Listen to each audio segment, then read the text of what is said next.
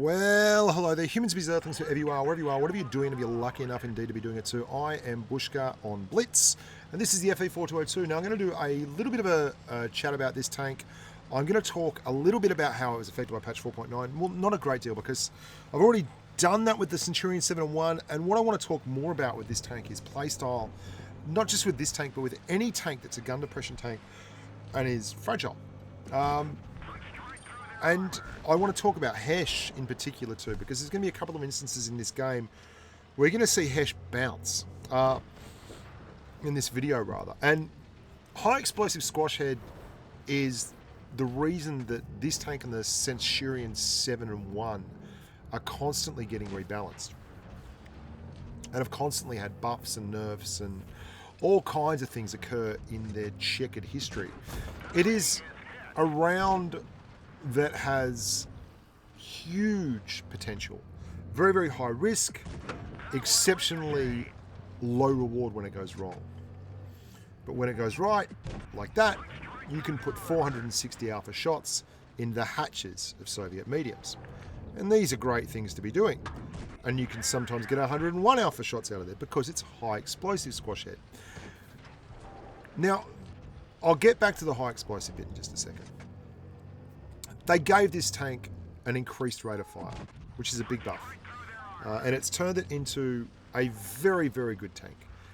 But it's only a very, very good tank if you are very bloody experienced with it and you are good at the game. Because if you are not and you are a newer player, this is the kind of tank that will just get you farmed and cause you to really get cranky at tier 10. Because it's quite expensive to run. To seriously run it with the Hesh gun, you've got to have a lot of premium Hesh, which is a premium round, so you're firing Pramo all the time.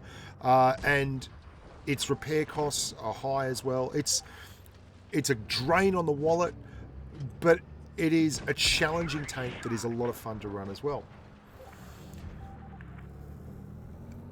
The real rub with this tank is that if you don't know your opponents and you don't know the way you're going to play the tank and you don't know how Hesh works and how high explosive works, you're not going to utilize it. You're just not going to get the best out of it. And you can see that 140's hiding behind the carcass of that STB. I'm going to show you a few games. And this is your problem. Like, look at that mouse. He's just completely red, and you can't unred that. And your high explosive squash head is such that you'll quite often hit targets like this and it will bounce, or more correctly, it'll do no damage. None that you can see anyway. And there's a reason for that. The way high explosive works is if you hit, for say, the hatch of a tank, and there is a module nearby. Now, by module, I might mean the commander or something, or the gun module. Okay, the gun module. You will do damage to that module and destroy it, but that damage will come out of the shell. So when you hit something with high explosive, at the point of impact, it then breaks and splashes, and it looks for the path of least resistance. And say there is something that it will penetrate, that's great, you'll go through to full damage. Otherwise, the further away from the point of penetration, the soft area where it actually does damage, the lower the damage that high explosive does, until it actually does no damage at all. So when you are firing at a tank, if it's a really, really heavily armored tank like a mouse, and you hit the sides with high explosive squash head or Hesh or high explosive anything, it quite often may actually do 0 damage. But there's even more to it than that. If you hit the mouse on the front and you hit it near the gun, and the gun is the closest module to where your shell lands, then that high explosive damage will be absorbed or eaten up by the module, i.e. the gun. So when you do damage to a module, it comes out of the shell. So you can quite easily, and you do it all the time, fire HE, and this happens all the time. For instance, the most famous example is the grill. People will fire high explosive at a grill, okay, and it would seem impossible not to do damage to the grill, but it will hit the gun, and the gun will absorb that high explosive damage. And because there is nothing close to the gun that is pennable, because the gun is so bloody long, then all that happens is you knock out his gun, or you make his gun damaged, and you do no damage to the chassis of the tank. And this can be very frustrating when you're driving a tank like the FV4202, because if you're not careful, the shots that look close with Hesh, that should be your great big damage shots, will actually hit the modules or the guns or the tracks. The tracks are a module, and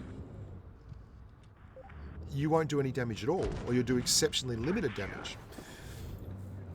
The other problem with this tank, obviously, is if you're running the Hesh gun, not the heat gun, the Hesh gun, like this, there will quite simply be opportunities for the enemy to completely take away shots.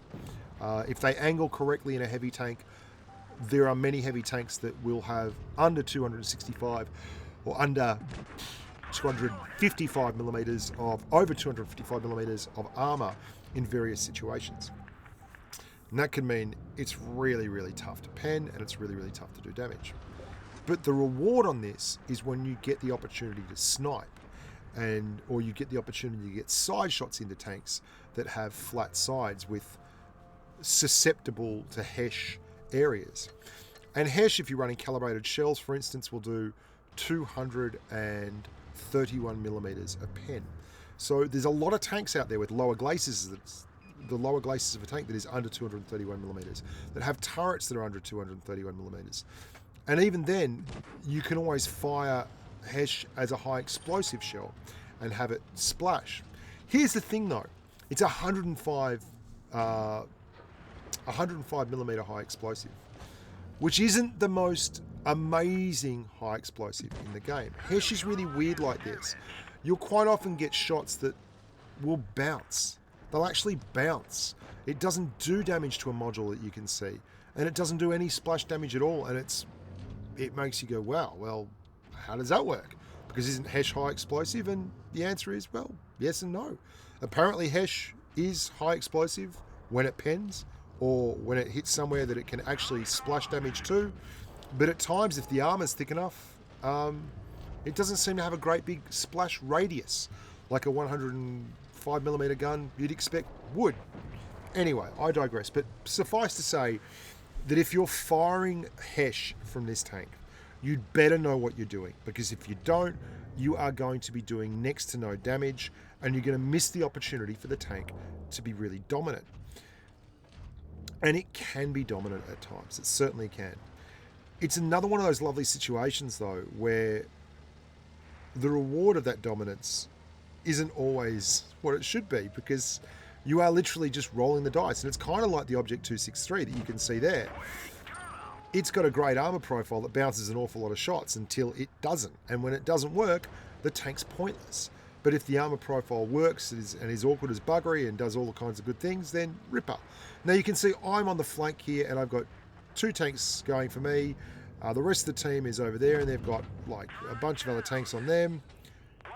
And we're going to clear this 263. We've still got an E100 on us here. There's a waffle tractor that we're going to put some shots into over here as well. High explosive, 412. A little bit of a low roll there for the Hesh, but still in all, it's good. And we've brought balance back to the force. The waffles had to bugger off. We're trying to deal with an E100 here. And here's the issue with this tank. You have terrible armor. The turret on this tank is horrific. But for all that, it's got great gun depression, and it's got a very, very accurate gun. Still in all, you can get the occasional bounce on this tank. The turret armor, if you can get it up close and personal, is very, very odd. It's awkward. It can, if you get a big bad gun handling tank like an E100, you can get a few bounces. And you can see here, I am doing my level best to deal with this bloke. He's really got me in a tough situation. We are working our asses off to actually clear an E100 in zero space. I mean, and you've got to wait and not miss your opportunities.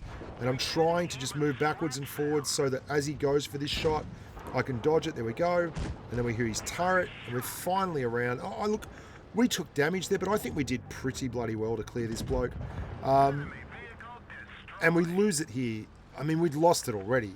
But I should have just stayed here and gone hull down and tried to get these guys as they came in. But I try and be a bit tricky, and I move around the traps, and nothing happens, and we die. Don't even get another shot in, because, you know, whatever. So I'm going to just get through that bit. I cut to the chase as the T-54 with all his hit point pool intact comes screaming around the corner and nuts me. There we go. So, what are you to do in a tank like that? Well, you've got very, very poor armor profile. You've got an excellent gun. Well, I mean, a lot of the time with the 4202 and the Sense 7-1, your best bet is to snipe. And I know a lot of people find that to be a dirty word. Oh, don't talk to people about sniping Bushka. It's a terrible idea. It's you know, it's not such a bad idea when you are basically like a slower version of a Leopard in terms of your turret. I mean, you can get bounces a Leopard can't, but at the same time, your turret, you're not talking about a turret that's going to be reliable, even a little bit reliable. I mean, most people are going to go straight through you. And the thing I love about this tank, though, is it really makes you think. Like, I'm setting up for shots here so that I can help the guys up there, and that if anyone pops down this corner here, I'm going to be able to feel them out. 204 because the gun let me down there. It actually dropped onto his upper glacis. I mean, at that range too, at 100 meters, you'd never expect that. Thunderbird in the 215B 183 there. I'm relying on him to clear that bloke, and he does. There's a 183 behind me in the spawn, just to the left on the mini-map of the 2 there. The gun's really not picking up here, so we kill the auto-aim, and we just set up for the next shot on this 2, and then the gun absolutely performs like a champion. And you can see I'm playing very much a support tank role. And that's fair enough, because you are not a strong tank that can go hull down on a ridge line up there and deal frontally with IS-4s and, you know, camping TDs. You just don't have the wherewithal to do that. So I'm playing a spoilers game. And admittedly, that might seem like a bad idea. I don't know. That's who can say. But with the pen on this tank situated the way it is, front on is a bad idea. You do not have heat. You don't have that round that you can just go to and pen a heavy frontally. Now, you do if you run the other gun, but I'm running the Hesh gun here, and that's what the tank is all about.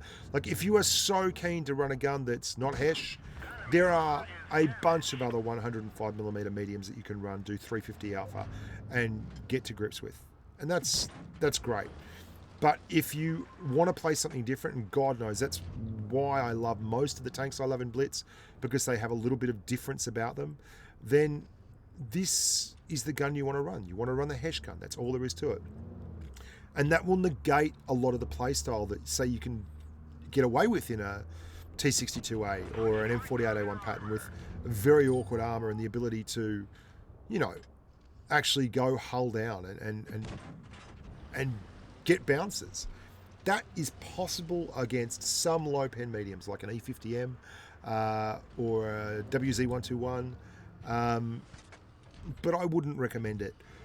Maybe against a tier 9 tank, but against tier 10 tanks, even the heavies have monstrous pen.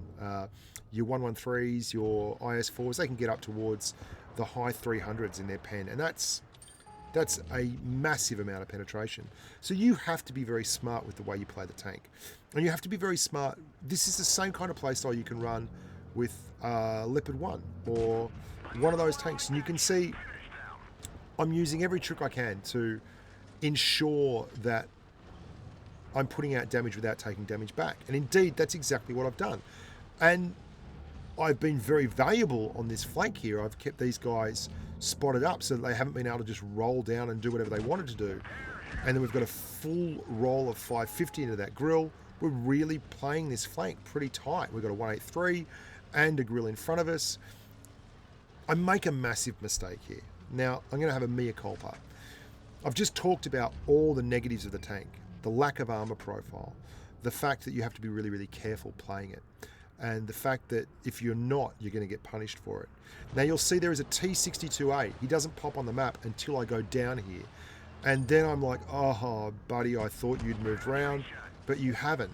And not only that, he's in a position where I don't have... Oh, watch this. I mean, that's Hesh. And that's the high risk, high reward, or, you know, absolutely high risk shot. Like, it didn't do any damage. Didn't seem to do any module damage, just didn't do any damage. And I'm stuck in a situation now where I'm hit point trading with a 62A, and I can't afford to back up and go back around because the guys on top of the hill might pull back out and kill me. And I just gave away, I forced that 62A to hit point trade with me. He didn't want to do that. I sure as hell didn't want to do that. And now I've got 202 hit points left after all that hard work.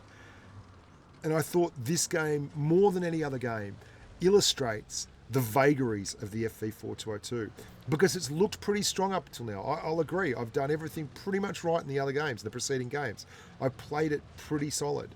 But that one mistake, not noticing that guy was on the minimap, and now I'm just trying to keep these guys lit up, and I'll fight around, trying to get him to come out so that the 183 behind me can finish him off. And yet I've put myself in a terrible position here. I'm a one shot, less than a one shot for pretty much, if the 183 sneezes on me, we've only got a minute 20 left. If we don't get this going, we're going to be in huge strife. Absolutely massive strife. And I'm just trying to keep these guys spotted. The 183 has moved up behind me. I'm just trying, oh, hang on, this is going to be bad. Here comes their 183. He's decided to suicide. Like, and you can't, like, he must know he's going to die right now. Like, there was no way that guy couldn't have known he was going to die. But what are you going to do? Like, the 183 on our team did the right thing. There was only a minute left. I was trying to keep him spotted. And unfortunately, we end up in a draw. And I'd like to think that it wasn't my fault. I did play the game well. I played it pretty well all the way through. But at the end of the day, that T62A had been spotted earlier. I assumed he'd moved. I'd assumed he'd moved. And that is just the worst way to play the game. You can make educated guesses, but there was no reason to push that hard, that early, with 3 tanks left. And it cost me my hit point pool, made me a one shot, and meant I couldn't take that shell from that 183 and live and clear him out. And that's why this game ends up in a draw. That's all there is to it. That's the FV4202. That's the playstyle. That's all there is to it. I hope you enjoyed that. I hope you enjoyed watching me make a massive error and ruin what would otherwise have been a fantastic game.